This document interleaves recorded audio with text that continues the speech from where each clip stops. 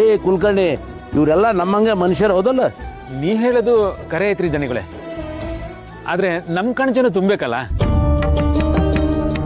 ಏ ಕುಲಕರ್ಣಿ, ದುಡಿಯೋ ಬಡವನ ಹೊಟ್ಟಿನೇ ಖಾಲಿ ಬಿದ್ದಿರ್ಬೇಕಾದ್ರ ಉಳ್ಳೋನ್ ಕಣಜ ತುಂಬಿರ್ಬೇಕು ಅನ್ನೋದು ಧರ್ಮ ಅಲ್ಲ ಕುಲಕರ್ಣಿ. ಆಳೋನ್ಗೆ ಅಧಿಕಾರ ಇದ್ರಷ್ಟೇ ಸಾಲದು, ಹೃದಯ ಇರಬೇಕು, ಕಣ್ಣೀರು ಒರೆಸೋ ಕರುಣೆನೂ ಇರಬೇಕು. ಸಬನ್ಗಾಲದಾಗ ಇದೇ ಜನ ಬಂಡಿ ಬಂಡಿ ಬೆಳೆ ತುಂಬ್ಕೊಂಬಂದು ನಮ್ಮ ಕಣಜ ತುಂಬಿಸಿದ್ರು.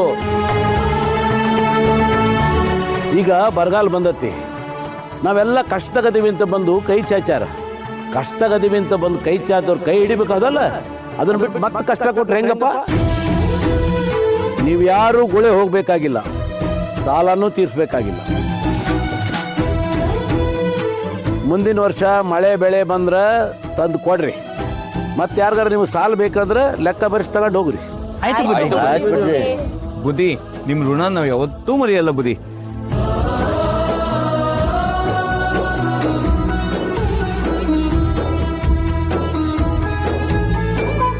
ಗೋವಿಂದ ಮಾಧವ.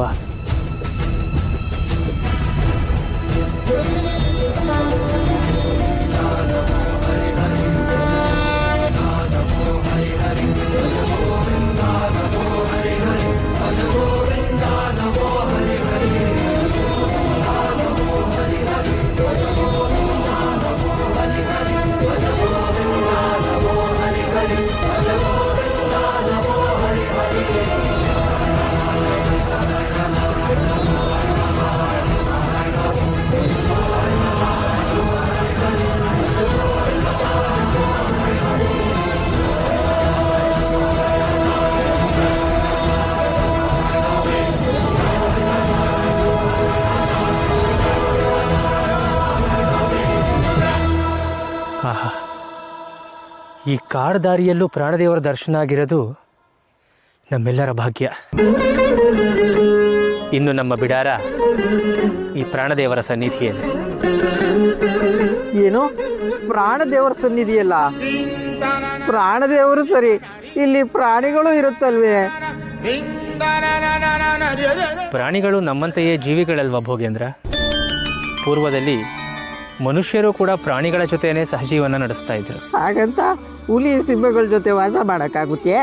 ಸಂಕಲ್ಪವಿದ್ದರೆ ಎಲ್ಲವೂ ಸಾಧ್ಯ. ಇವತ್ತು ಪ್ರಾಣದೇವರ ಸನ್ನಿಧಿಯಲ್ಲೇ ನಮ್ಮ ವಾಸ. ಎಂತ ಆಟ ಗುರುಗಳೇ! ಮುಂದಿನ ಊರಿಗೆ ಹೋಗಿದ್ರೆ ಭಕ್ತರ ಮನೆಯಲ್ಲಿ ಭವ್ಯ ಭೋಜನ, ದುಪ್ಪತ್ತಿಗೆ ಮೇಲೆ ಸುಖ ನಿದ್ರೆ ಸಿಗ್ತಾ ಇತ್ತು. ಇಲ್ಲಿ ಬಿಡಾರ ಹೂಡಿ ಹುಲಿನೋ ಸಿಂಹನೋ ಬಂದು ಹೊತ್ತೊಯ್ದ್ರೆ ಗತಿಯೇನು ಗುರುಗಳೇ? ಭೋಗೇಂದ್ರ, ಶ್ರೀ ಗುರುಗಳ ರಕ್ಷಾ ಕವಚ ಇರುವಾಗ ಯಾಕೆ ಭಯ? ಹುಲಿ ಬಂದು ಅದನ್ನು ಹಿಡಿದು ಹಾಲು ಕರೆದು ಪ್ರಾಣದೇವರಿಗೆ ಅಭಿಷೇಕ ಮಾಡ್ತಾರೆ. ಅಭಿಷೇಕನೇ ಆಗುತ್ತೋ ಇಲ್ಲ ನನ್ನ ರಕ್ತಾಭಿಷೇಕ ಆಗುತ್ತೋ ಗೊತ್ತಾಗ್ತಿಲ್ವಲ್ಲ ಗೋವಿಂದ.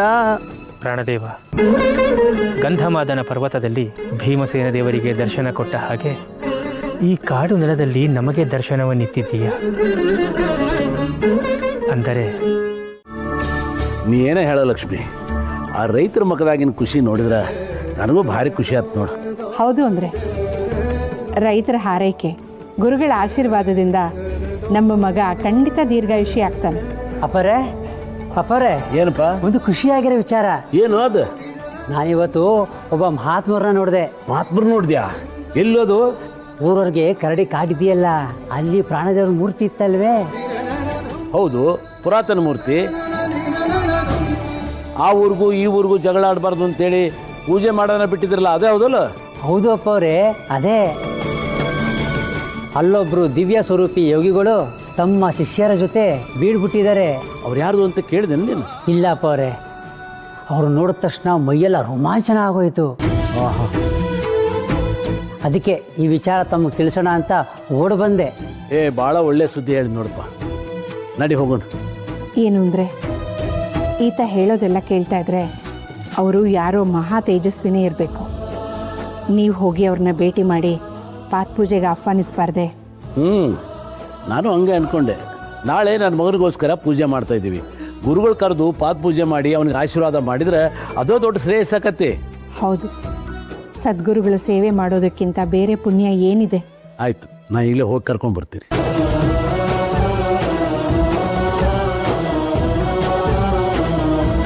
ನಿಮ್ಮ ಕೆಲಸ ನೋಡ್ಕೊಂಡು ಹೋಗ್ಬೋದಲ್ವಾ ಗೋವಿಂದ? ನಮಸ್ತೆ.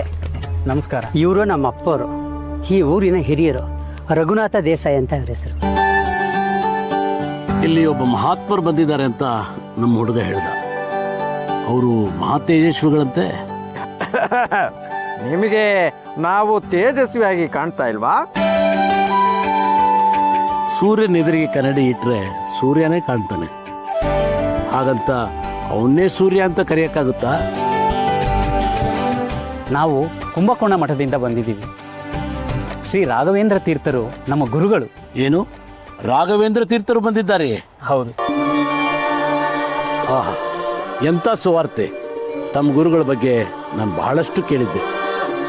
ಮಹಾವಿದ್ವಾಂಸರು, ವೀಣಾ ಪಂಡಿತರು, ಬಾಲ್ಯದಲ್ಲಿಯೇ ಮಹಾರಾಜರನ್ನ ಮೆಚ್ಚಿಸಿ ಸನ್ಮಾನವನ್ನು ಪಡೆದಂಥವರು, ಪಂಡಿತ ಪಾಮರರನ್ನ ಮೆಚ್ಚಿಸಿ ಸಾಹಿತ್ಯ ಸಾಧನೆಯಲ್ಲಿ ಪರಿಮಳಾಚಾರ್ಯ ಅಂತ ಬಿರುದು ಪಡೆದಂಥವ್ರು. ಅವರ ಸಾಧನೆ ಒಂದೇ ಎರಡೇ. ಅಂಥ ಮಹಾತ್ಮರು ನಮ್ಮೂರಿಗೆ ದಯಮಾಡಿಸಿದ್ದು ನಮ್ಮ ಪುಣ್ಯ. ಸಾಕು, ಈಗ ಬಂದಿರೋ ವಿಷಯ ಏನು ಹೇಳಿ. ಅವ್ರನ್ನ ನಮ್ಮ ಮನೆಗೆ ಆಹ್ವಾನಿಸಿ ಪಾದಪೂಜೆ ಮಾಡಬೇಕು ಅಂತ ನಮ್ಮ ಆಸೆ. ತಾವು ಗುರುಗಳನ್ನ ಭೇಟಿ ಮಾಡಲಿಕ್ಕೆ ಅವಕಾಶ ಮಾಡಿಕೊಡ್ಬೇಕು. ಗುರುಗಳು ಧ್ಯಾನದಲ್ಲಿದ್ದಾರೆ, ನೋಡ್ಕೊಂಡು ಬರ್ತೀನಿ, ಸ್ವಲ್ಪ ಕಾಯಿರಿ.